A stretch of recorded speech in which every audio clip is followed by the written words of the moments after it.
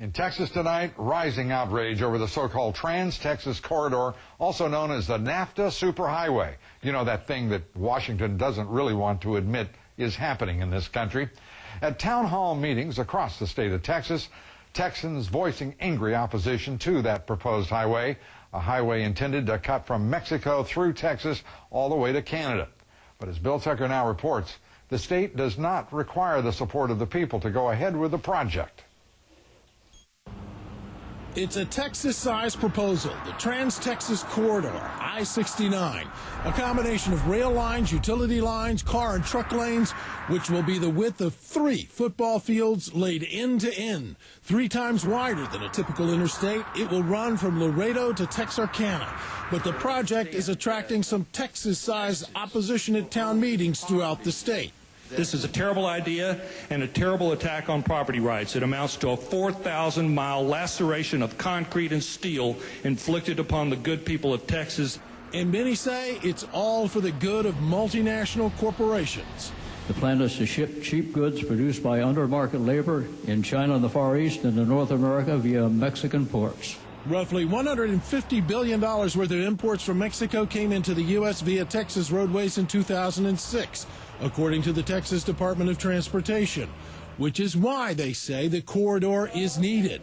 But at what cost? Why do we need this corridor? Well, somebody's going to get rich, and there's not going to be anybody in this room here.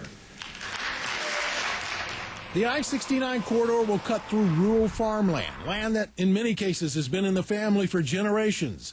The state vows to use eminent domain to take that land.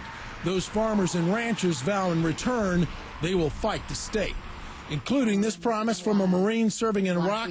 His letter was read for him. If not, you can count on me to fight you at every meeting, and there is nothing stronger than a United States Marine fighting for his home. There are 12 more town meetings planned between now and March 3rd. And like it or not, Texans could just have to live with that corridor. Lou, those opposed, they're not against building better roads or expanding roads and making them bigger, but they're not about to back down from the state in face of the opposition against this Trans-Texas Corridor project. Well, wait a minute. Are you saying that they're for it or are they against it? You're talking about 3 football. I mean, what in the world are we saying here? That thing is going to be 3 football fields wide. They're dead set against it. But you make it sound like that they're not going to win. Well, the state says they don't need voter approval, Lou, and they say they will go in. They don't need voter approval? The state's contention is they do not need voter approval. So they're telling the citizens of Texas Texas to go to hell? That isn't a real smart recipe in the state of Texas that I remember. I wouldn't think so either. Not in the Texas I remember either. Well, this is going to be interesting to watch because it's now coming out.